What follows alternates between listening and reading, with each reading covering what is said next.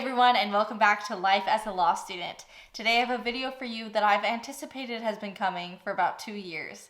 You might remember when I first started this channel, I did this video reacting to law school horror stories. And ever since then, I knew I eventually would have some of my own. If you're new here and want to start hearing about some of these things as they happen in real time, make sure you subscribe and hit the bell notification icon.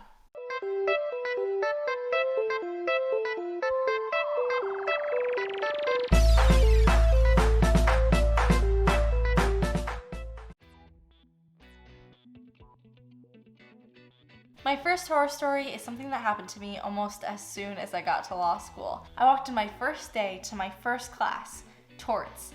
I didn't know what torts were, but I was excited to find out. I had done the reading for that day. There's no such thing as a syllabus day in law school. You start right from the get-go diving into cases. I didn't think that it had been all that hard, but I also didn't know what I was looking for yet. And so I guess I wasn't all that surprised when the first day of class it became clear that I hadn't picked out from the case what my professor had wanted me to. It turned out I wasn't the only one who was confused.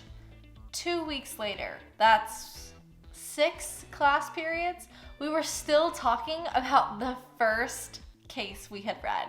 And that's pretty awful, but let me explain to you just how awful it was. Torts are kind of your typical lawsuit. As long as it's not a contract, it's probably a torts case when one person is suing another.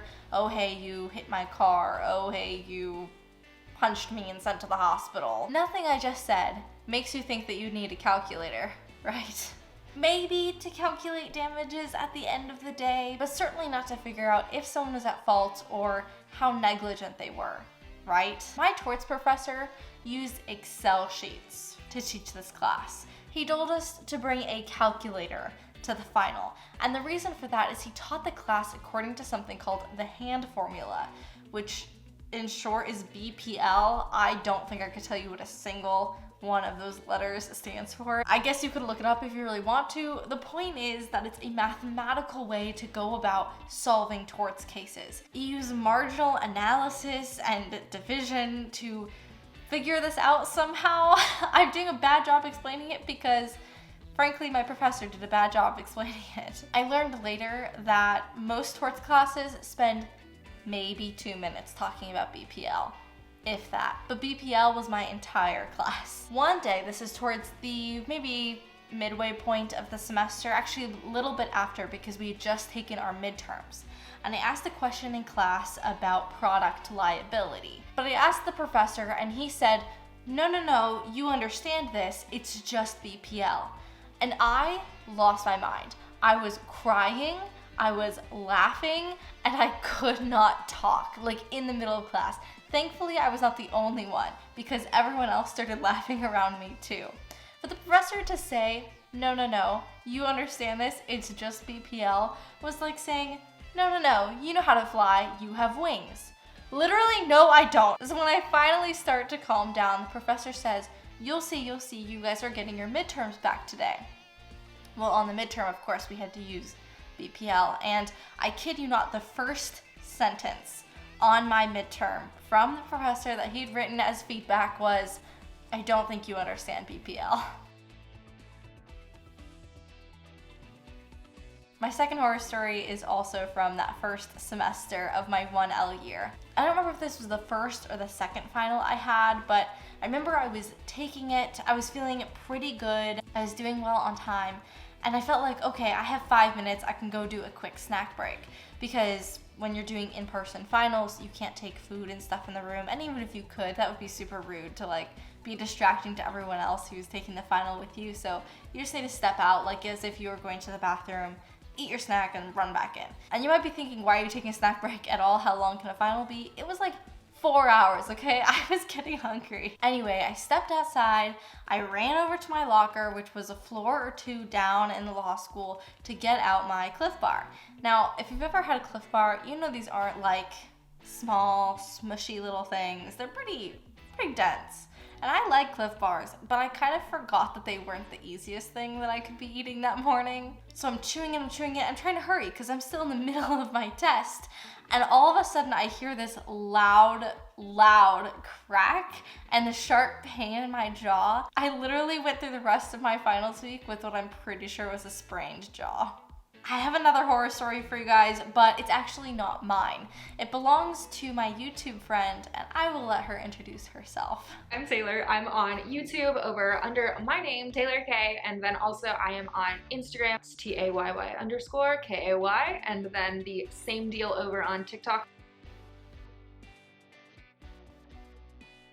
My law school horror story is my contract's final exam, which was, it was my first final exam of law school, which is a great note to start out on. It was my professor's first time with a brand new exam format. All of his practice exams were essay responses, and I had that in the bag. I knew what I was doing with all of those. I felt great about those practice exams. I felt great about that course. And then we got to the final exam. And if there's a Venn diagram of what we learned in class and what was on the final, it crossed a little bit, not much. I have never had such a strong what is happening emotion during a final exam, during any test in my life.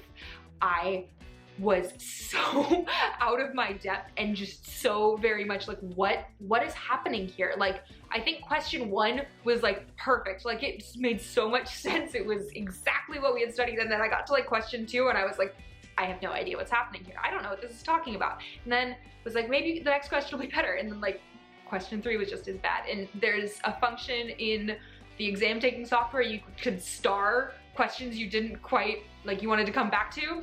And so I did that for them, and then I finished the exam, and it was a 30 question exam, and I had like 25 stars.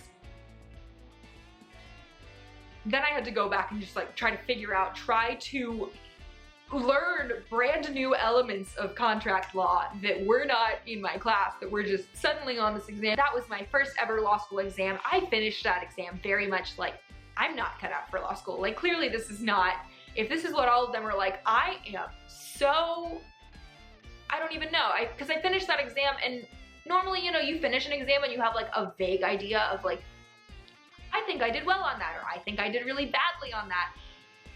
I had no idea. I was like, I could get an A in this class, I could get a C in this class, and neither of them would surprise me.